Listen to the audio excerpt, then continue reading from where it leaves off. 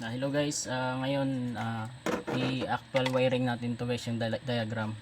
So ang una kong gagawin guys, ito yung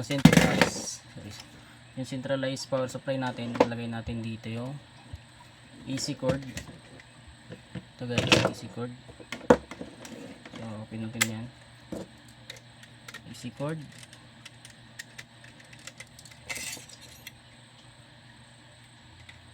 Ayan, tap natin dito guys.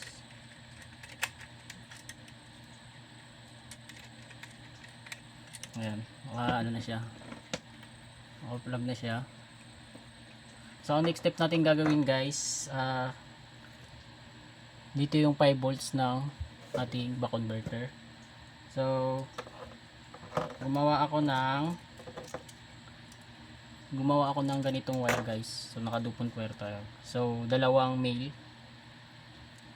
and then isang female. So inipit ko lang siya dito guys, tinanggal ko lang yung isang ng dupont dito. So ang gagawin natin guys, itatap ko siya sa ground sa 5 volts ng ating back converter. Ayan. The next is yung BCC ng relay. So ito guys, yung BCC nya. So ilagay natin dito.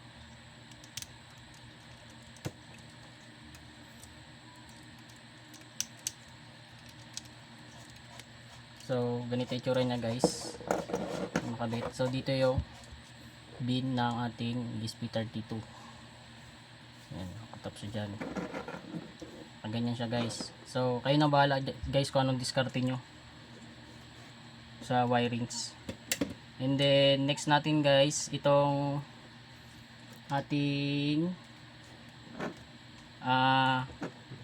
12 volts ng ating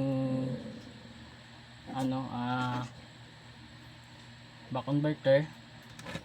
Natin dito guys, ilagay natin dito guys sa out ng ating power supply. So 12 volts yan. So ang gagawin ko is ito, sa pangdupont, dalawang male to male. Ito guys, sa bin plus yung isa. So dupont lang tayo guys So kung may makapal kayong wire o may maganda dito, pwede nyo magamitin. So lang naman tayo, nagde-demo lang tayo ng actual wire nya. Then ito guys, itap natin dito guys sa yung bin plus dito sa out positive ng ating 12 volts. Ayan, tap natin dyan guys.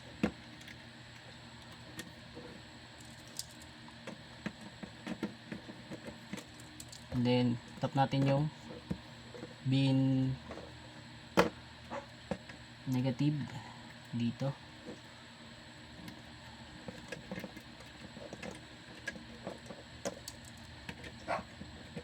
Ayan. Then next natin guys is yung sa Allen timer natin dito. So dito guys, ito yung source nya. So gamitin natin yung yung wire, gamit yung libre ng wire ng pagbili natin. Ito dito mo siya itatap guys. Yan, saksak mo natin dito. And then itong dulo nya guys, pwede natin iparallel dito. So isaksak din natin yung nya, yung isang wire nya guys, dito sa positive at saka negative. Okay.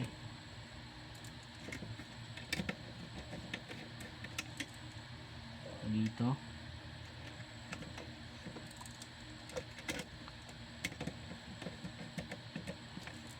Then ito.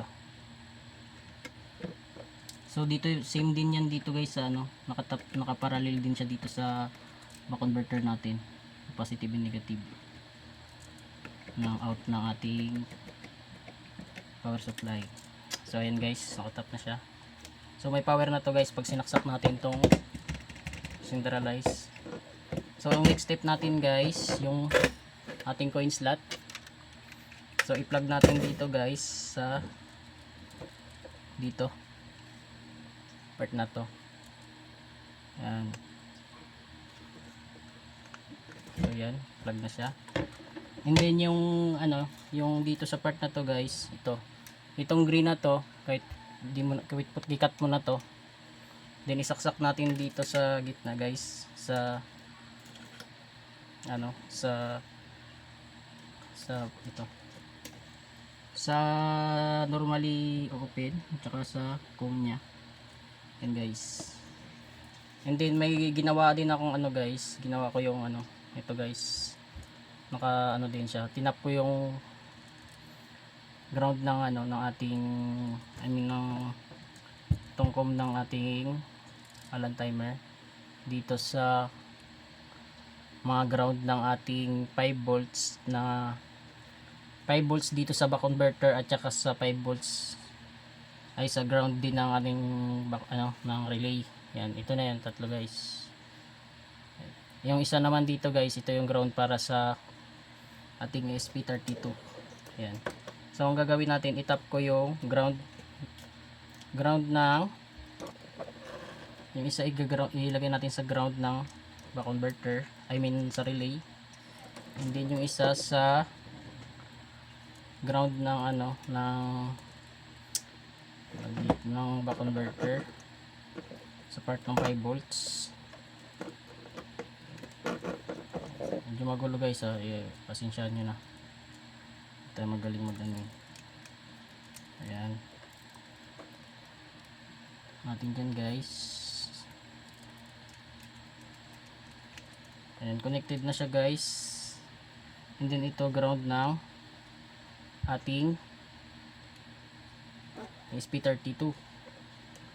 So ground niya dito guys, dito banda sa baba apart. So ayan.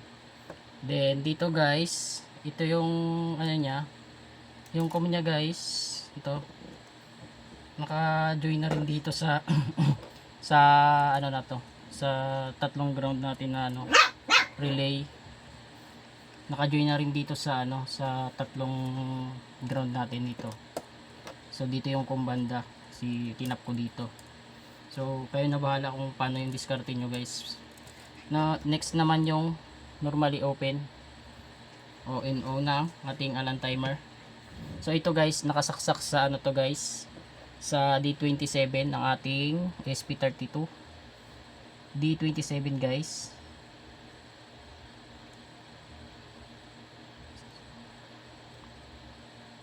Ayan, saksak lang natin guys. Gas ah.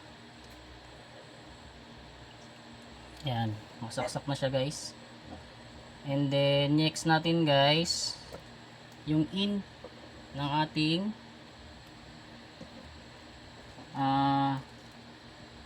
yung inang ating ano guys, na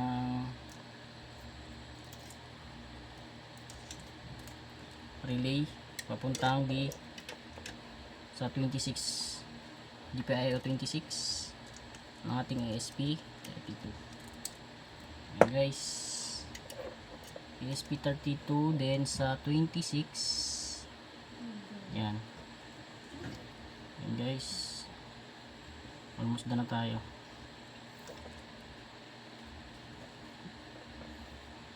Then next natin guys is yung ano natin, yung outlet ito guys. So nakakat ito, kinat ko siya. Bali ito kasi sa ano to nakalagay dito sa normally open ng ating relay. Ito guys, yung part na maiksi na to sa normally open ng relay natin. Tap lang natin yan dyan guys. Make sure na maigpit. Make sure na maigpit. And then ito guys, yung sa ano niya, sa yung cut nito dito sa gitna. So,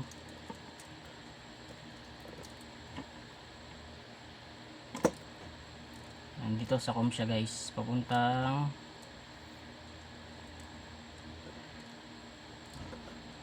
kaputol ng ating outlet. Yan, almost done na tayo guys. So ito naman yung dulo ng outlet natin guys. Pwede natin i-tap dito sa sa ano natin, dito sa centralize natin dito sa AC. So yung kanyang line at saka neutral. Ito guys, medyo ingat tayo kasi ito 20 volts to. Tayo na bahala mag-discarte guys ng guys pag parallel nya. Yan, dito sa para sa natin, sa charger, para sa charger to ng natin, tablet. So almost tingin ko okay na rin tayo guys. Double check na lang ako baka may mga baklas. So yan. Next natin na gagawin guys is try natin i-power on guys yung ating power in natin guys. Saksak ko lang sa dapat mabuhay silang lahat. Ayun, halos lahat guys umilaw. So i-spitter dito natin umilaw tsaka yung So ngayon guys, ko to ulit, i-device owner ko lang to ulit, tapos i-activate lahat ng permission para mag-lock. Then try natin hulugan ng coins. So ayan guys, balik na tayo sa ating sa ating app. So ito guys, connected yung yung Bluetooth natin papuntang ESP32. So next kong gagawin guys, itatry ko siyang hulugan ng coins. Then kunin ko lang saglit yung charger.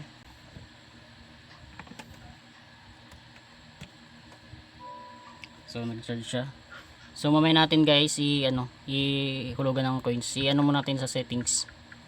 Titest natin yung guys, yung smart charging kung gumagana na agad. So try natin guys ito guys, may test button dito guys. So pag ito na nagpa-function, open na natin. Yan, ibig sabihin yan guys, gumagana yung ating wirings. So tama yung wirings natin kanina.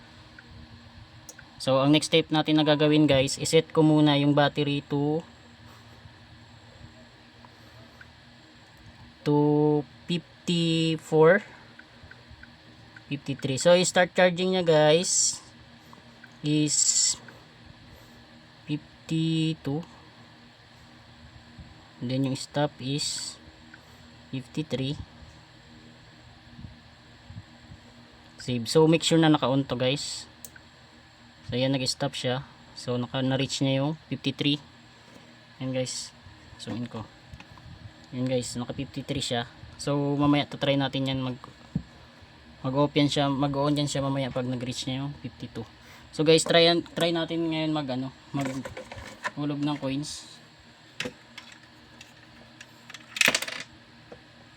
So yan guys, nag-unlock siya. Ayan. So ngayon, meron tayong 1 minute. So wait na lang natin matapos to guys.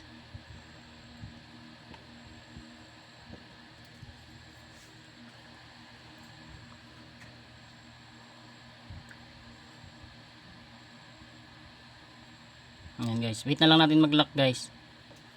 Busin na lang muna natin yung oras.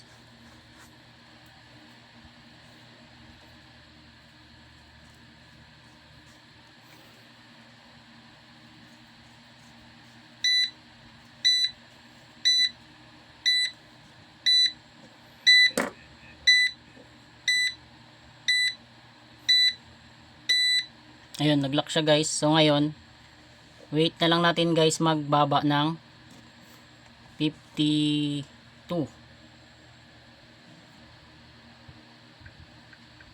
Para mag-charge siya. Wait, make sure ko lang kung tama yung set natin. So 52. Charge siya ng 52 guys.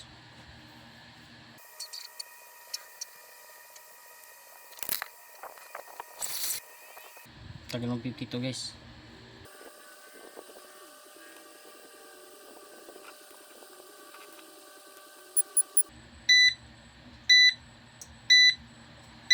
Ayun guys, nag-charge siya ulit.